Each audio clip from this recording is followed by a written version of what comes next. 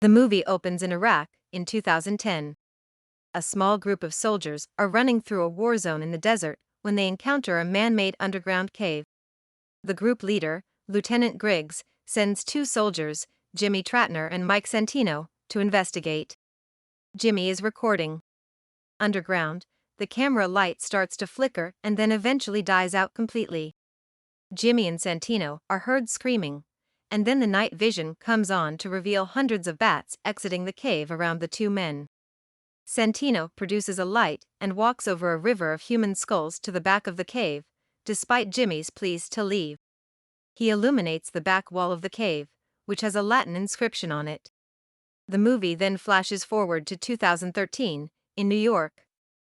Detective Ralph Sarchi is seen trying to give mouth-to-mouth to a very small bundle, which is revealed to be a dead baby.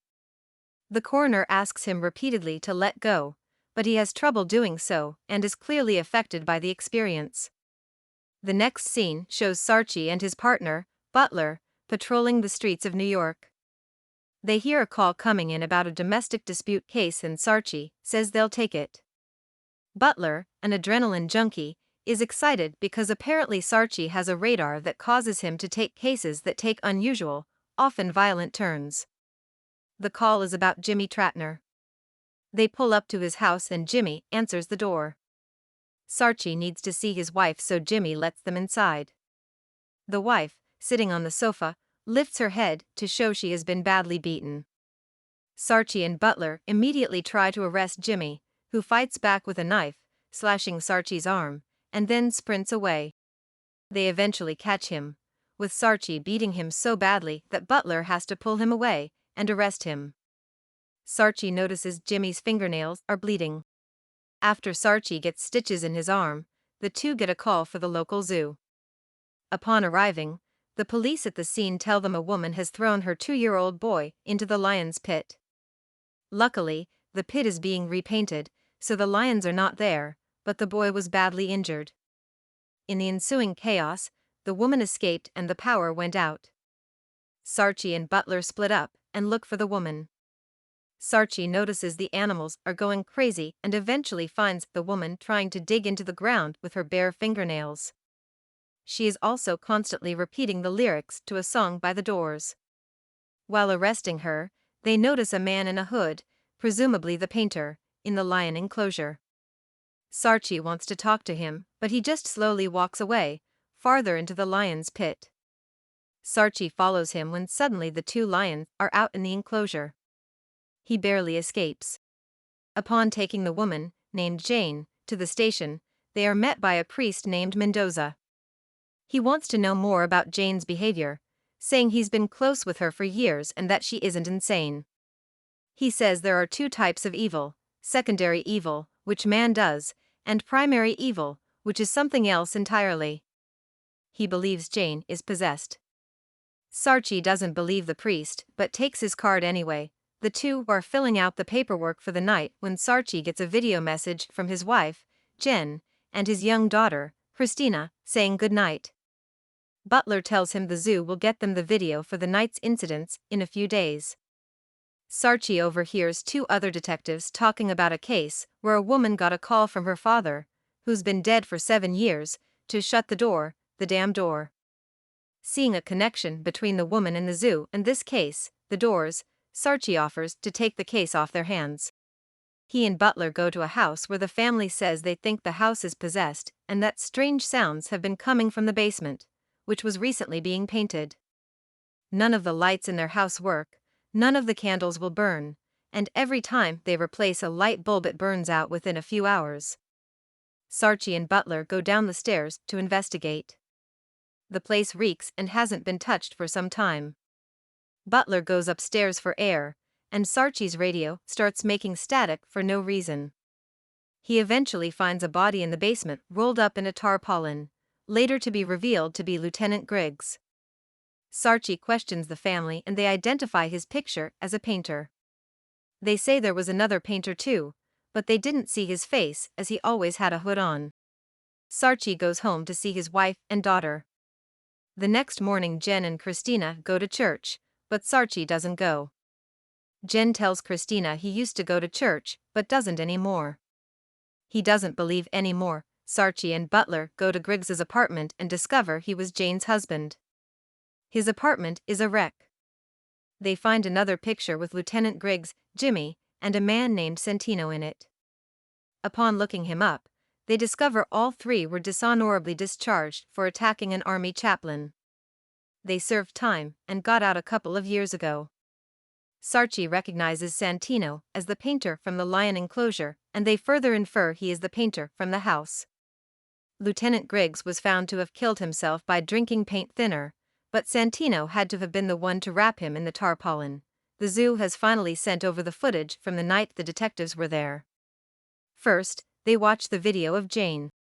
She is seen walking past the lion pit with a stroller when she spots Santino there, painting over something that looks like an inscription. He turns to face her, and she starts to shake violently and then throws her child into the pit. He turns back and continues painting as if nothing happened. Next, they watch the video of Sarchi in the lion pit. Santino is shown walking away from Sarchi and turning a corner to let the lions out of where they're being kept, seemingly talking to them. Sarchi hears static again, even though his radio is off, and children's laughter. Then, a bloodied man pops up on the screen for a split second, startling him. Butler doesn't hear or see anything. Meanwhile, there is a scene where Christina is home going to sleep. She hears scratching under her bed and runs to her mum's room screaming. Sarchi goes home for the night and is met by Jen, who is angry at him because he yelled at his daughter and because even when he's home he's not really there. He gets mad and tells her he's had a terrible week. She says he doesn't talk to her anymore and he says he'll try to be better. He goes to check on his daughter and finds nothing in her room until he sees the bloodied man over her bed in the mirror. He whips back around and the man is gone. Sarchi continues to hear static and children's voices, so he goes to meet the priest Mendoza at a pub. Mendoza is drinking but explains he used to be hooked on heroin, and that it eventually led him to God when he hit rock bottom. He lets Sarchi listen to an audio clip of an exorcism of a woman, Claudia, and her 5-year-old daughter. The clip deeply affects Sarchi.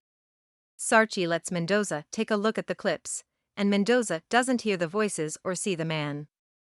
However, Mendoza claims Sarchi's radar might actually be a heightened awareness to all things occult and evil, which is both a gift and a curse. Throughout the movie, Sarchi's family situation is becoming worse. He is distant from his wife and Christina's room is seemingly becoming increasingly haunted. One night, she hears the scratching again and her door won't open. Another night, her toys come alive on their own and move toward her. Jen is mad at Sarchi, saying Christina doesn't feel safe in her own home because she needs her father. Jane, in a mental ward, incapacitates the physician and escapes. Sarchi goes back to Jimmy's wife's house and sees the recordings from the war, including the one from the beginning of the film. Mrs. Tratner says she hasn't seen Jimmy since he got arrested, though he is out of jail. Sarchi views the recording and sees the inscription. He discovers the inscription is everywhere Santino is seen painting: the zoo, the house with the haunted basement, the cave in Iraq, even Jimmy's apartment. Mendoza explains the inscription is a portal to hell. This explains why all the references are to the doors, a type of portal. Butler and Sarchi find Santino's address. They, along with Mendoza, go to his apartment to wait for him. Butler is covering the front and Sarchi is in the car with Mendoza in the back. Mendoza says Sarchi needs to confess to God for him to help any further. Before Sarchi can do so, he spots Santino coming back into the apartment complex. He and Butler enter his apartment, but he isn't there. They try to chase him down, but they get split up, resulting in Sarchi getting attacked by a possessed Jimmy, who appears in the basement, and Butler getting trapped on the stairs. Mendoza is able to subdue Jimmy with his cross. Butler is stabbed to death in the stairwell by Santino. Back at Mendoza's apartment, Sarchi is upset about not being able to save Butler. Mendoza tells him to confess to him. He does, and explains he has killed a man out of revenge before. Mendoza absolves him of his sins. When Sarchi is driving home, Jane jumps to her death onto his car. When he is calling it in, he gets a call from Jen's phone, only to realize it's Santino on the phone, who has kidnapped his wife and daughter. He races home to find Santino and calls backup. They arrest Santino and bring him in. Mendoza and Sarchi are forced to do an exorcism. It is long and taxing for both, with Sarchi at one point only being able to hear a song by the Doors. Eventually, they expel the demon, and Sarchi finds his wife and daughter unharmed. It is revealed that after the birth of his second daughter, Sarchi retired from the police force and started working with Mendoza.